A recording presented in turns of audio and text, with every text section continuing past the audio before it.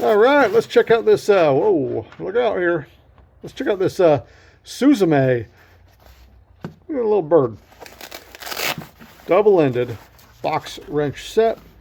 Nice little carrying case. These are pretty cool. So this is metric. So this one would be 19 millimeter and 21. It goes down to a 6 and an 8. And look at this nice angle here. What I really hate about a normal wrench is that they're flat. So if you're working the wrench, your knuckles are hitting whatever.